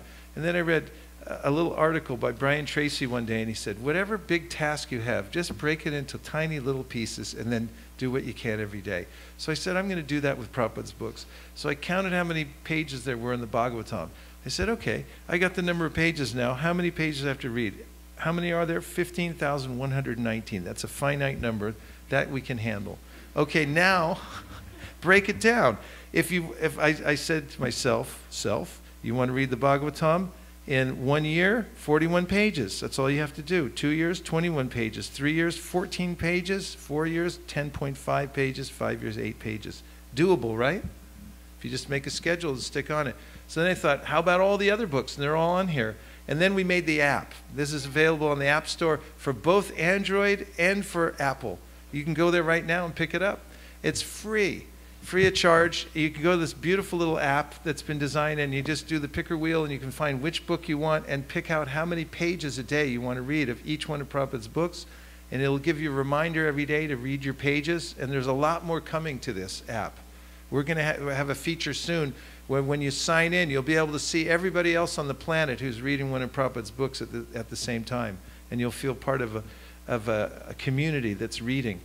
So get on this schedule. You should know when you're going to finish the Bhagavatam. You should know the date and the day. So if we wake you up at 1 o'clock in the morning, we shake you and said, when are you going to finish the Bhagavatam? You'll be able to say, August 4th, 2018. I'll be done because I'm on the schedule. So you'll know. And if you know that, then you're actually on a good sadhana path. And you should complete the cycle of reading all of Prabhupada's books continuously. Now, here's something I discovered. The deeper I try to go into Prabhupada's books, the more I realize there's no bottom. There's no way that I'm ever going to come to the end of it. If you try to get a PhD in the Bhagavatam, it's too vast. You can just pick out one chapter or one verse and try to write a PhD thesis on one verse. And then you'll have 17,999 more to go to come to the point. In other words, there's not a lot of time for collecting all kinds of other things to read and look at and so forth. I don't disparage that. I read other things too, but this is the basis. Prabhupada's books, Bhagavatam, Chaitanya Charitamrita, Bhagavad Gita, Nectar Devotion. Who knows those backwards and forwards? Well, anyone who does is getting a taste and is getting perfectly aligned in Krishna consciousness. And this is Sankirtan. It means to take all this in and live in these books. Imbibe what's in them. Imbibe means to drink. And then go give it to other people. Hey, there's a look at the app. Be a sage, page by page. Did anybody pick it up? You got it? Yeah. And join Chad. We have an organization. It's called readchad.com. www.readchad.com. And you can join others around the world who are reading a chapter of Bhagavad Gita a day. At least they're chanting one chapter with just the Sanskrit or the English. Okay? Say yes. Yes. Okay. There's a little QR code you can scan if you like to go there quickly. Okay, second law of book distribution is? Now let me teach you a little trick about the second law of book distribution. Well, first I'll tell you how we came to this. We went to universities all over the world, the greatest universities, MIT, Harvard, London School of Business, scientific universities, and we did studies, and we found out through our double-blind studies that you cannot distribute books that you don't have. It's practically one of the laws of thermodynamics. And therefore, we came up with the second law of book distribution. You got to get these books. These are rare books. These are books. And if you have them, you're in the game. And if you don't have them, you're out of the game. In fact, even if you just walk out the door, if you carry a book with you, at least one book, Lord Chaitanya will send you somebody. And if you walk out without a book, shame on you. You're breaking the law. Carry books with you. Get into this. Keep them in your car. I taught this in Chicago about 4 years ago, right? And who were the two devotees? They were doing that business with the biscuits and everything. Huh? Yeah. Yeah. That's right. Yeah, that's right. And Ajita and Yashodananda. So they had that business together, right? So they took this up, they took it seriously after the seminar. So they put a big box of books in their car, and they were driving around with them. They're thinking, well, we got the books. Who knows what might happen? So one night they went to a program.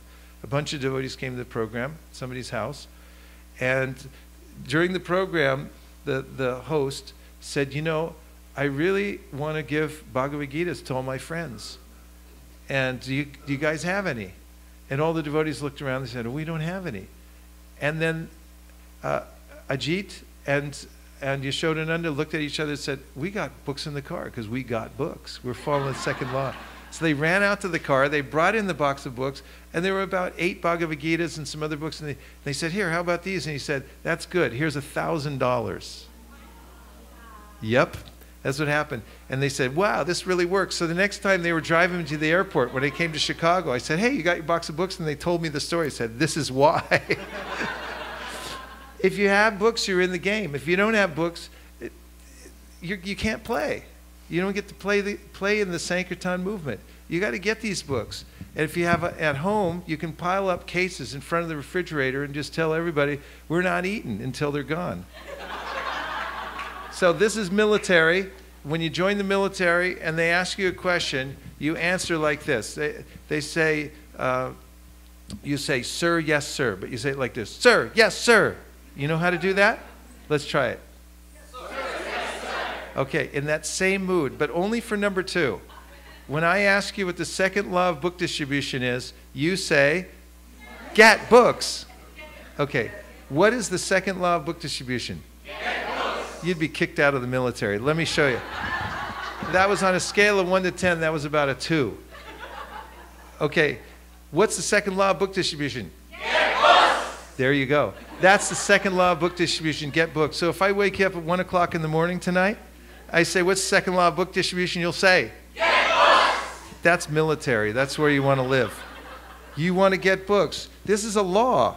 This is, Chaitanya Mahaprabhu did this. He carried Brahma Samhita, Krishna Karnamrita all over the country. He had them copied by hand. We're into this. We want books. We carry books. This is what we do. We're book-carrying members of the Krishna consciousness movement. So when you get books, then you can make them available. And look at all the books that we have. There's not just books in English, which is a miracle unto itself. It is a real miracle. We have books in all different languages from around the world. And this is an even bigger miracle. To get one book translated into a second language is the very difficult task. It's a very difficult task, but we have them. And it's very easy to distribute them just by learning a couple of words, and even if you don't, we have language cards that you can use to show people. And here I am at a Vietnamese mall, at a Starbucks. These guys were really happy that I had Vietnamese books, and I knew a couple words in Vietnamese, and I became their best friend. They all took books. And there is a Muslim mullah that I met one day at a weekend market. And I said, Salam alaikum, alaikum salam, matava kifelak, alhamdulillah, Allah akbar. And he said, you believe in Allah? You pray? And I said, 16 times a day. And he came over and he gave me a big hug. He embraced me, and I showed him this Farsi book, and he loved it. A Muslim mullah. He took it back to Afghanistan, and there that book is there. It just shining light in Afghanistan. The books that went into Russia in the early days, Prabhupada put his first book in there. It was smuggled in. Malati threw it in Shamasundra's suitcase before he went to Russia. A crime punishable by death. They found it at the border, but somehow Krishna covered them over and it got in. And when Prabhupada was there for 3 days, they met one Russian boy. He took that Bhagavad Gita, he had it hand copied. That's what started the Russian Revolution. One book can topple an empire. These books are powerful. Get them out there to people. Put them in their hands. Let them take them home. This is revolution. This is what we're here for. We're here to spread the Krishna conscious movement through literature all over the world. And this can be done because there's a window of opportunity right now that is unprecedented. We have free speech. That's practically unavailable in many parts of the world, but it's written into our Constitution. You can walk around and say whatever you want, and you can pass out whatever you want in this country. Be bold. Take advantage of this. So coming up, by the way, in September, as a side note, this is coming out now just today. We're sending out all the information. The books in Arabic are going to be worth many more points than they are now. For instance, what was worth 0.25 points is now 3 points. Ashriyas Upanishad was half a point, now it's 4 points. SSR was 1 point, now it's 5 points. 2 points for Bhagavad Gita is 6, POY now is 3. and a set of, those are all Arabic books. So if you get Arabic books and you hunt down the Arabic-speaking people, it's a lot of fun. They're very open, very high-thinking people. They'll take these books, and you'll get many more points. And the Chaitanya Charitamrita now is double points for distributing the Chaitanya Charitamrita sets. So I think somebody's calling in an order right now. So the third law of book distribution is? Now, this is only the second one we say military, but this one we always say twice because it's so important. So say it again. Yeah, the reason this works is because little Jiva is wandering around the universe just looking for something nice. And little Jiva looks here and there and sees signboards. Signboard says, drink Coca-Cola, because Coca-Cola means happiness. Little Jiva, open a bottle of happiness. That's their campaign. Unabashedly, they say that.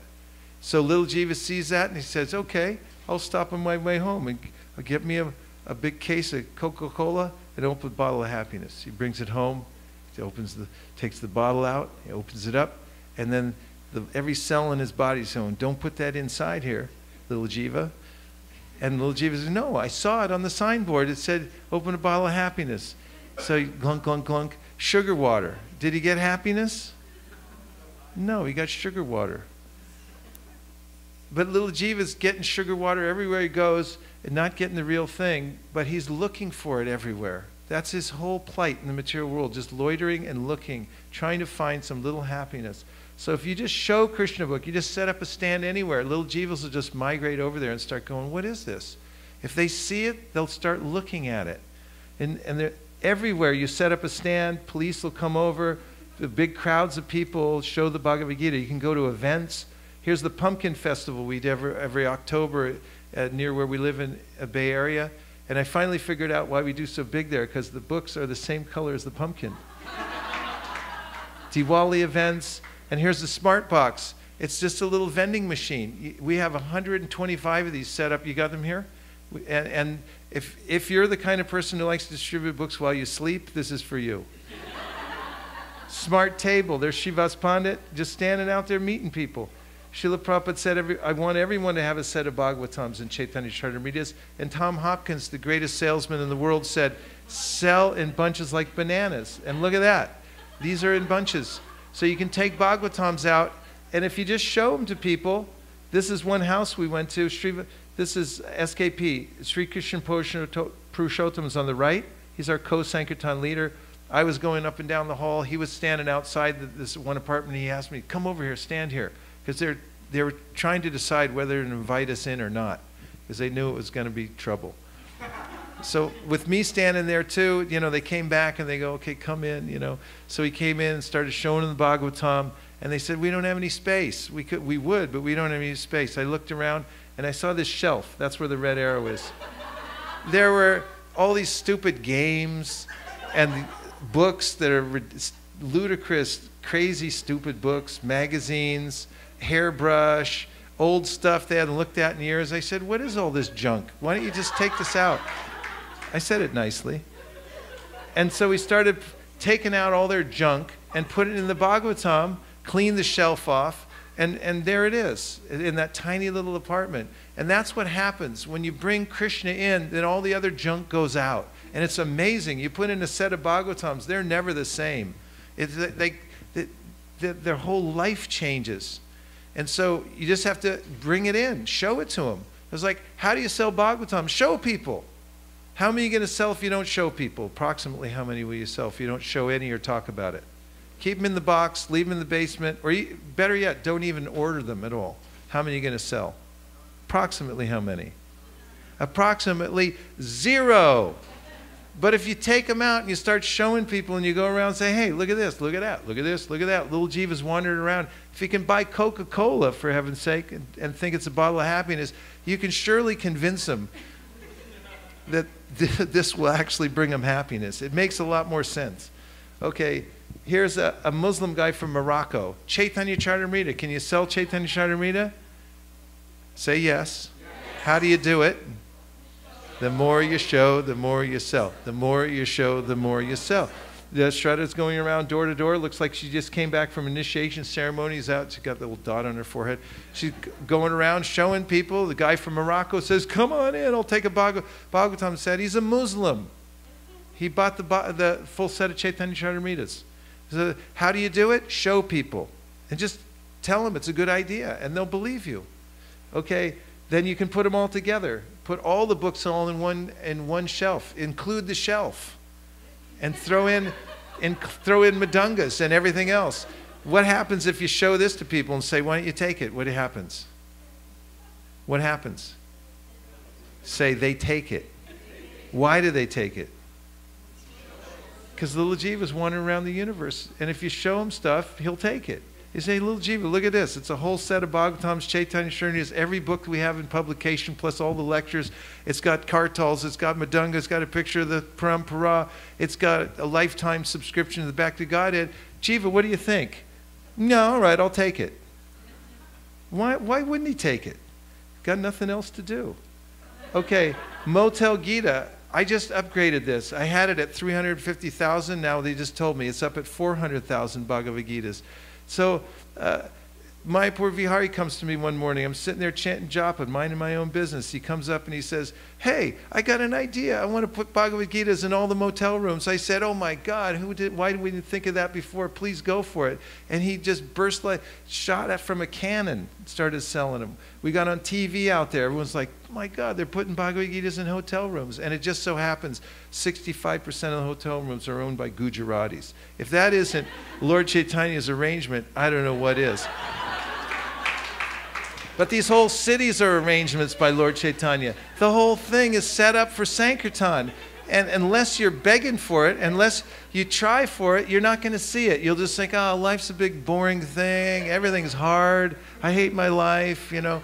But if you get into Sankirtan, you actually have some life. Sankirtan is life. Say, there it is, Bhagavad Gita. People are reading it. Number 4 is? Yeah, just organize. It starts with brainstorming. You come together and just talk about how to do stuff. The humans are smart, like anything. You come together and they just talk about stuff and say, how do you do this? And it's like, I have an idea. I have an idea to put them all together. That's how companies get big. Apple started in a little garage.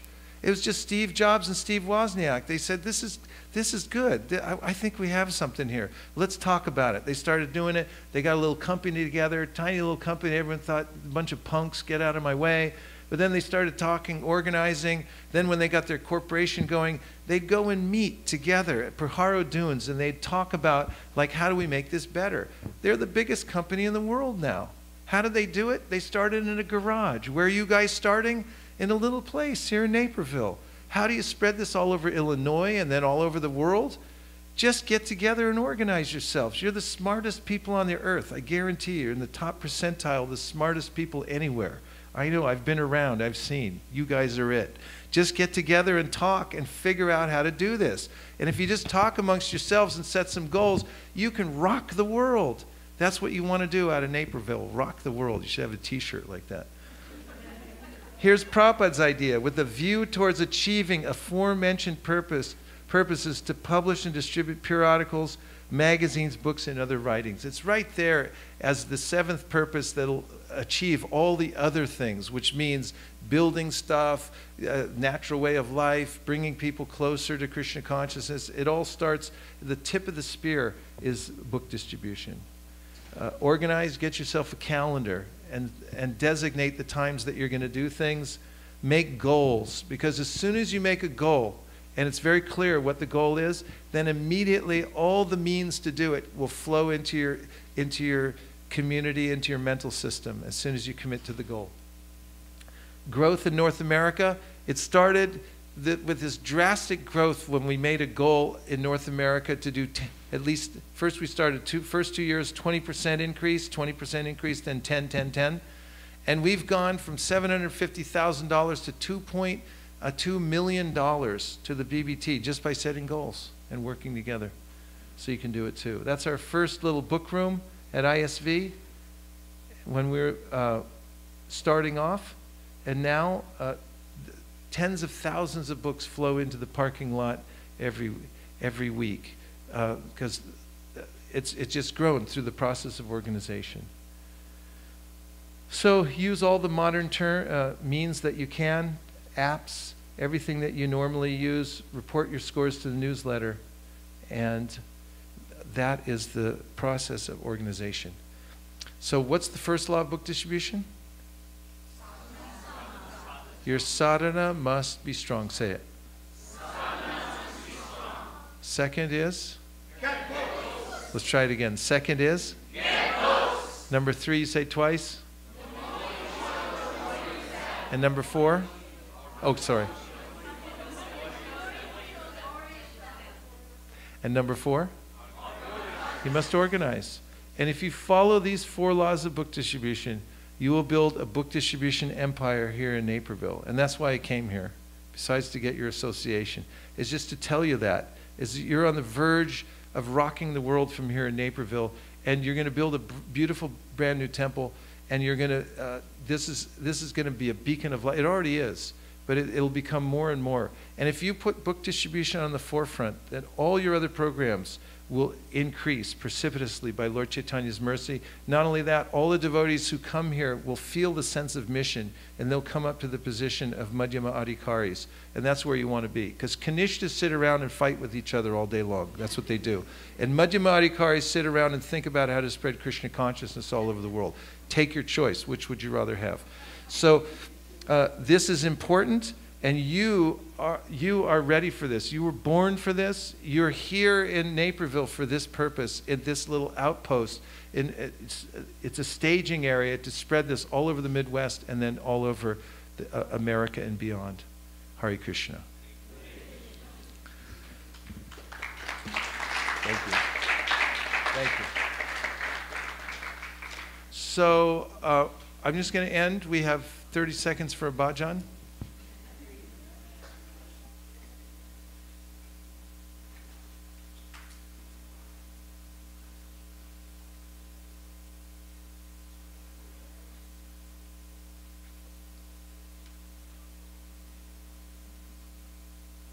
Radha Krishna bol bol, bolo re shobai.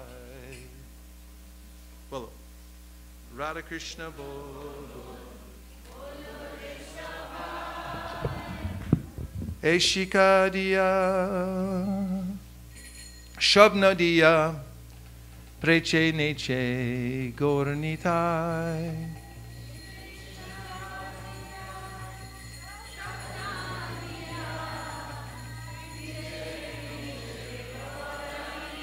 Hari bol, bolo re shikadiya.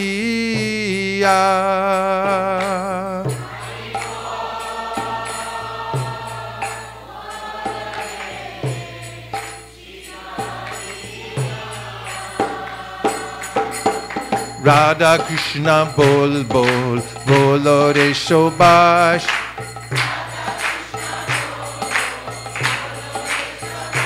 Shri Radha Krishna bol bol, bolo re shobha. Miche mayar boshe, jacho beshe, kacho habu, dubu bai. Miche mayar boshe, jacho beshe.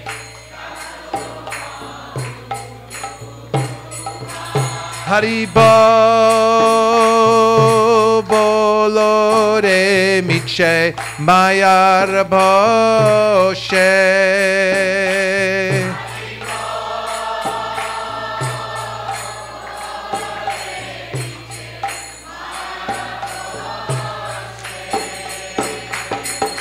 Radha Krishna bol bol, bolo re shobha.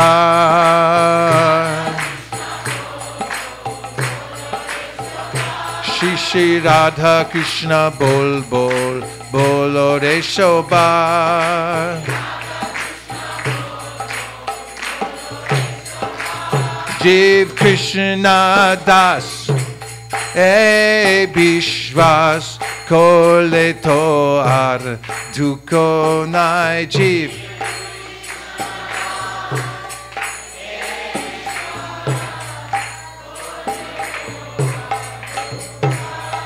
Hari bolo re Jiv Krishna Das.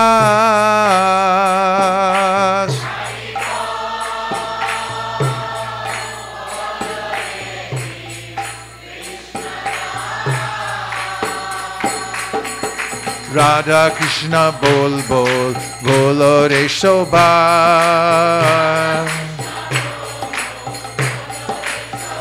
Shri Shri Radha Krishna bol bol, bolo re Shobha.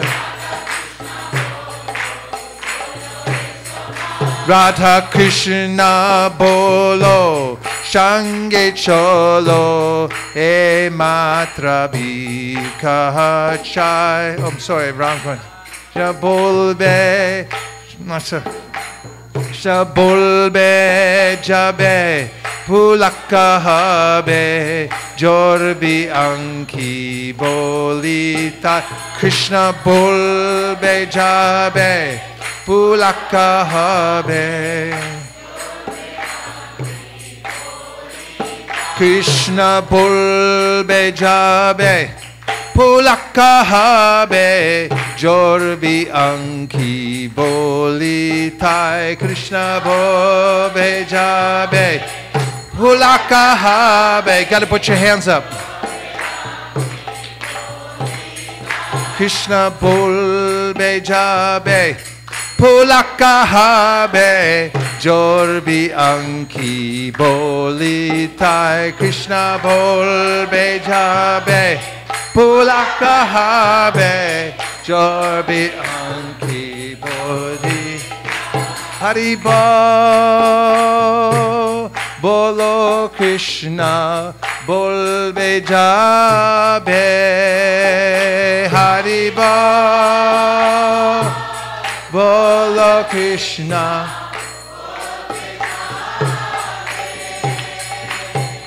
Radha Krishna bol bol, bolo re Shobha.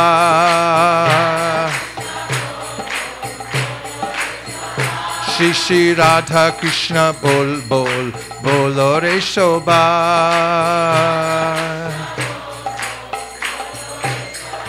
Radha Krishna bolo, Shange cholo, e matra vika chai.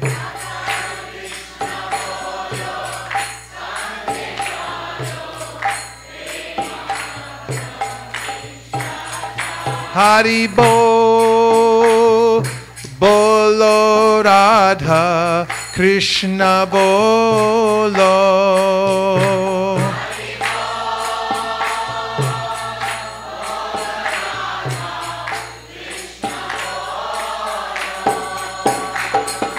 Radha Krishna bol bol, bolo re Shobha.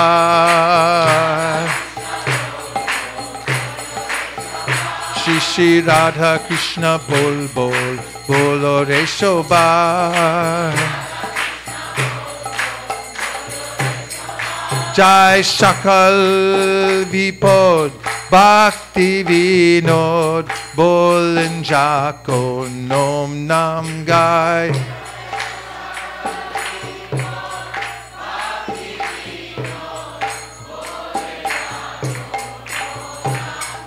Jai Sakal Vipod, Bhakti Vinod, Bolin Jakon, Om Nam Gai. Jai Sakala Vipod, Bhakti Vinod, Bolin Jakon, Om Haribo, Bolo Re Jai Sakala Vipod.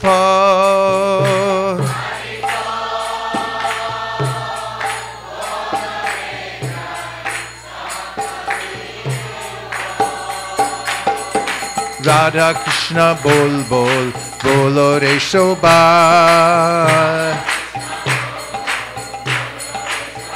Shri Shri Radha Krishna bol bol, bolo re Shobha.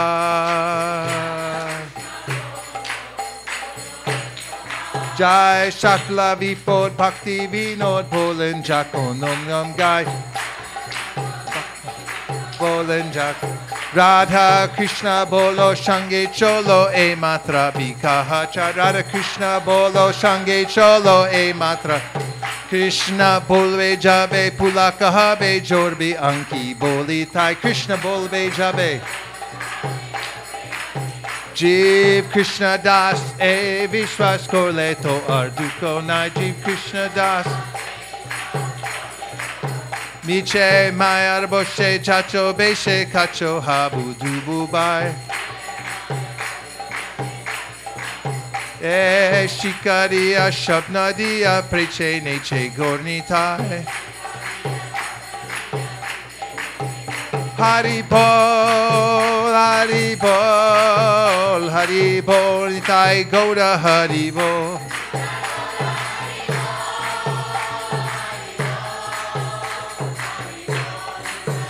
Hare Krishna, Hare Krishna, Krishna Krishna, Hare Hare.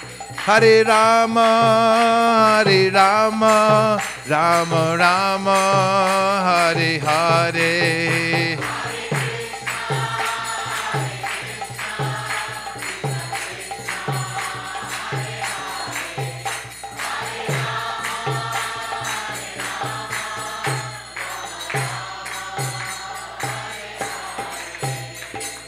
Nitai Gaur Premanande, Shri Harinam Sankirtan ki, Shri Harinam Mahamantra ki, Gaur Premanande. Thank you very much. Tomorrow morning, I'm going to teach you how to sell a Bhagavad Gita as it is to anyone, anywhere, at any time. And I guarantee it. I promise you, after I teach you this template tomorrow, and you're going to actively learn it together, you'll know when you walk out of here, you'll have full confidence of what to say to present a Bhagavad Gita so that anyone will buy it at any time, anywhere. And I promise you it will work. Or otherwise, I will pay you for every Bhagavad Gita that you don't sell. You just add them up and send me the bill. I'll pay you for them. I guarantee it. So you come here tomorrow. I'm going to teach you an infallible method. I'm also going to give you a card to take away with you that has everything that I have to teach about how to sell a Bhagavad Gita on it. And when you have this card with you and you have the knowledge how to do this, you'll have full confidence. You can go door to door. You can go shop to any store, on an airplane, on a boat, underwater, wherever you go. You'll be able to sell Bhagavad Gita or send me the bill and I will pay you for every single Gita you can't sell. I'll buy it personally. Okay? Fair enough? Yeah, there you go. Gaur Premanande. Nitai Gauda Haribo, Haribo, Haribo, Nitai Gauda Haribo, Nitai Gauda Haribo, Haribo, Haribo, Nitai Gauda Haribo.